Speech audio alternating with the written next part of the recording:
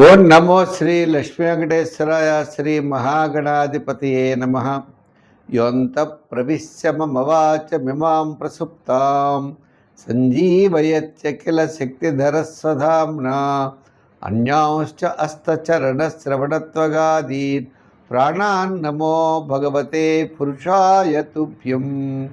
ప్రేక్షకుల నమస్కారాలు తెలియజేస్తూ మనం ఈ వారం అంటే జూలై 5 నుంచి జూలై 11 వరకు ఉన్నటువంటి గ్రహాల యొక్క పరిస్థితిని అనుసరించి మనం ఈ యొక్క వారం మనం ఏ రాశుల వారికి ఎలా ఉంటుంది, ఏ సులభమైన పరిహారాలు మనం చేయాలి, తద్వారా మనం ఇబ్బందుల్ని ఏ విధంగా నివారించవచ్చు, ప్రోత్సాహంతో ముందుకు ఏ విధంగా వెళ్ళాలి అనేటువంటి విషయాన్ని మనం ప్రతి ఒక్కరూ తెలుసుకుని ఆచరించి తద్వారా మనం మంచి విషయాలను స్వీకరించి ముందుకు వెళతాం.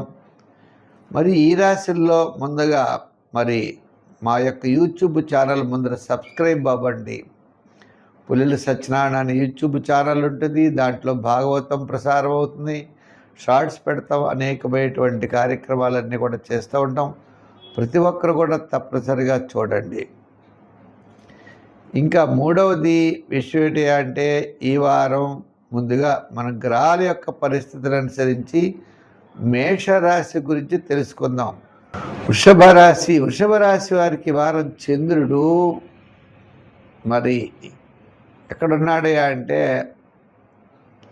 అంటే నవమ స్థానంలో చంద్రుడు, తర్వాత దశమ, ఏకాదశ, ద్వాదశ స్థానాల్లో చంద్రుడు.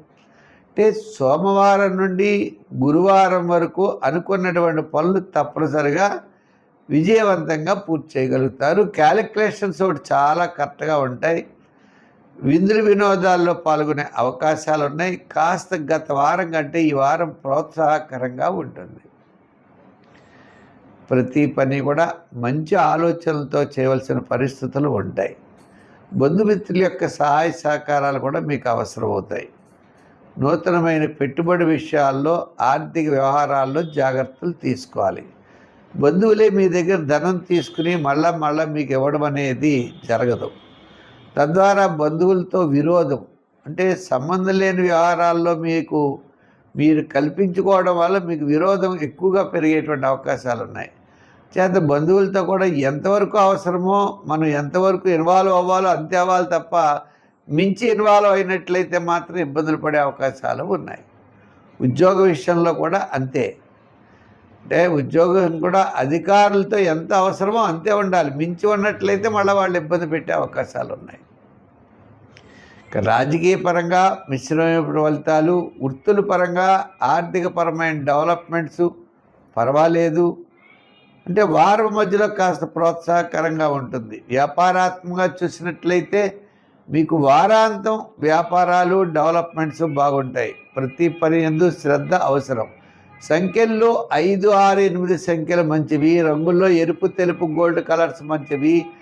ఆరాధనలో అమ్మవారి యొక్క ఆరాధన చాలా మంచిది ఉన్నది. కాబట్టి ముఖ్యమైన వ్యవహారాలన్నీ కూడా శుక్ర శనివారాల్లో లాభించే అవకాశాలు ఉన్నాయి. ప్రతి ఒక్కరికి, మీనరాశి వారికి విద్యాపరమైన డెవలప్మెంట్స్, ఆర్థికపరమైన ఉద్యోగాభివృద్ధి, రాజకీయపరమైన గుర్తింపు, వ్యాపారపరమైనటువంటివన్నీ కూడా ఉన్నాయి. ఈ రాశి వారికి ఇంత బ్రహ్మాండంగా ఉన్నప్పుడు శాటర్న్ యొక్క మైనస్ కూడా ఉన్నది. శని ప్రభావం వల్ల చికాకు, అసంతృప్తి, ప్రతి పని 1-2 సార్లు చేయడం, ఇలా కొన్ని ఇబ్బందులు కూడా మనం ఎదుర్కొనే పరిస్థితులు ఉన్నాయి. అంచేత అధికారులు రాసేటప్పుడు, రాజకీయ నాయకులు మాట్లాడేటప్పుడు, వ్యాపారాత్మకంగా విషయాల్లో, నూతనమైన వ్యాపార పెట్టుబడి విషయాల్లో జాగ్రత్తలు తీసుకుని మాత్రం ముందుకు వెళ్ళాలి. సంఖ్యల్లో 3 వాడండి.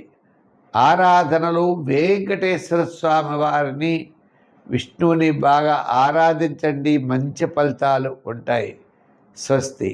ఈ కార్యక్రమాన్ని మీరు చూసి ప్రతి ఒక్కరు కూడా ముందర మా ఛానల్ సబ్స్క్రైబ్ చేసుకోండి, లైక్ చేయండి, షేర్ చేస్తూ ఉండండి. మా యొక్క ఛానల్లో భాగవతం పెట్టాం. ఇప్పటికప్పుడే 90 భాగాలు పైన భాగవతం పెట్టాం. ప్రతిరోజు కూడా భాగవతం పెడుతున్నాం చూడండి. ఆ భాగవతాన్ని 10 మందికి అందివ్వండి. ఆ వాసుదేవుడి యొక్క అనుగ్రహం మీకు మాకు అందరికీ ఉండాలని కోరుకున్నాం. ముఖ్యంగా మా యొక్క ఛానల్లో లైక్ చేసిన వారికి, షేర్ చేస్తున్న వారికి అందరికీ కూడా ప్రత్యేకమైనటువంటి అభినందనలు. భగవంతుడి యొక్క ఆశీస్సులు మీకు లభించాలని చెప్పి కోరుకుంటూ వచ్చే వారం మరిన్ని విశేషాలతో కలుసుకుందాం. సర్వే జన సుఖినో భవంతు. స్వస్తి.